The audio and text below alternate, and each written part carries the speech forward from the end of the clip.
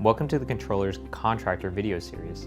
This video discusses the tax responsibilities for contractors who perform new construction work. If you haven't already watched our overview video, or you don't understand the terms used in this video, please watch the Contractor Overview video. As previously discussed in the Contractor Overview video, new construction means building all new improvements to either residential or non-residential property, and includes adding new square footage or finishing out existing buildings. When you perform new construction work, your labor charges are not taxable, but the incorporated material charges are taxable.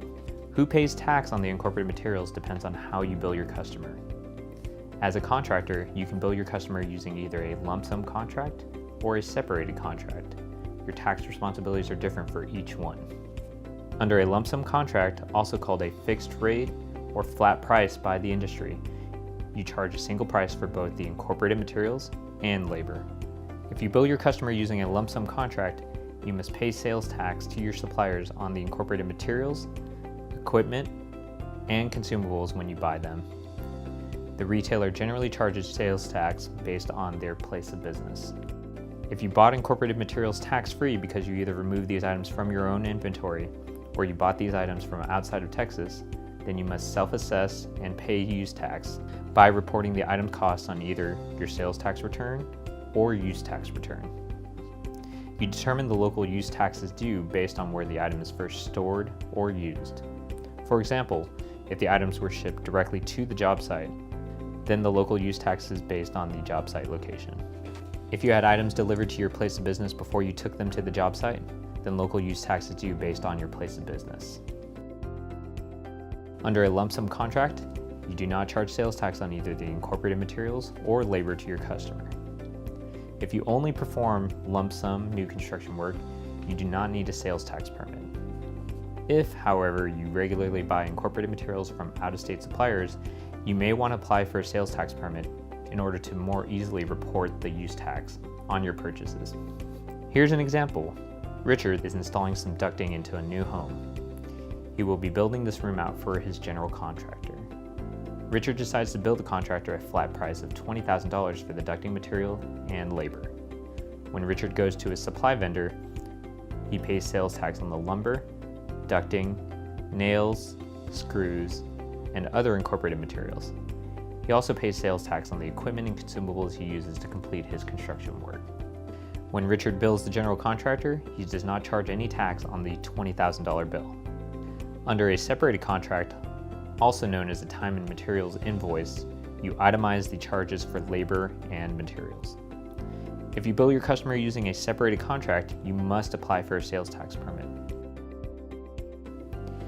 When you bill your customer under a separated contract, you can give a properly completed resale certificate to your vendors when buying taxable incorporated materials and subcontracted services resold to the customer to complete the construction work. You must still pay tax when you buy equipment and consumables that you will use in performing your work. You must either collect tax from your customer on the incorporated materials or accept a resale certificate from another contractor instead of collecting the sales tax. When you collect the local sales tax, you will collect it based on the job site location. You can use our sales tax rate locator available on our website to search for tax rates by physical address. Now let's look at another example. Richard, again, is installing some duct work into a new home in Austin, Texas.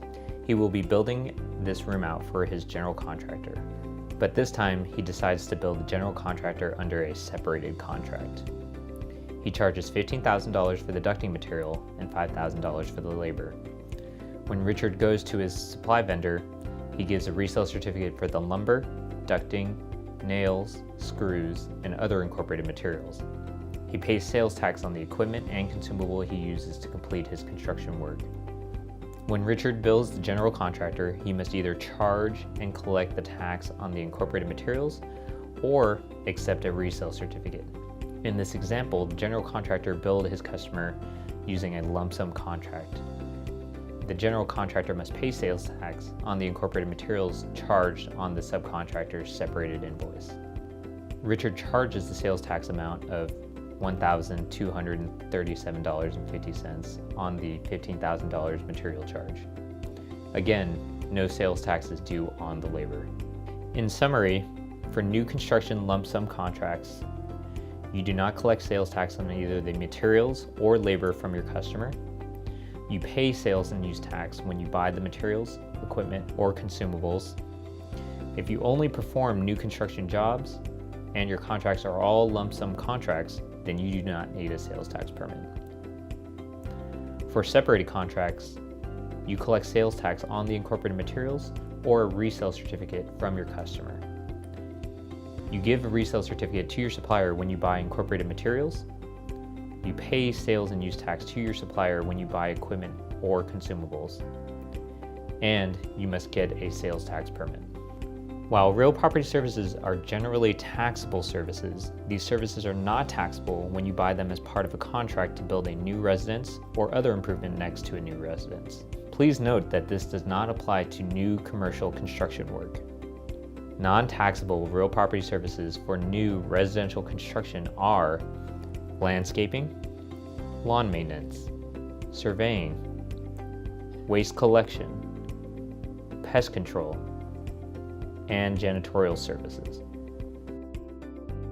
Tax exemptions for real property services provided when constructing these new improvements apply only when building a new residence such as a home, condo, or apartment, or other improvements next to these residences. Here's some examples of new residential real property improvements. Be aware, new improvements do not include repairs, renovations, or interior remodeling. If you are a contractor building a new residential structure under a lump sum contract, you are the end user of real property services you buy. When building a new residence under a lump sum contract, you do not owe tax on these purchases of these services, and you must give your service provider a properly completed exemption certificate. Note, if the Controller's Office determines that these services are taxable, you will be liable for the taxes. If you are a contractor building a new residence under a separated contract, you do not owe tax on purchases of real property services. Instead, you must give your service provider a properly completed exemption certificate or other proof showing that the residence is new, and include these costs in the labor portion of the contract. Again, if you bill your customer using a separated contract, you must apply for a sales tax permit. You can apply online on our website, visit one of our local field offices, or print out and mail in an application, which is available on our website. Thanks for watching our video. You should now understand your tax responsibilities when performing your new construction work. If you need to, you can watch this video again to review the information presented. For more information about contractors and Texas sales and use tax, you may review our tax publications for contractors on our website, or feel free to contact us here.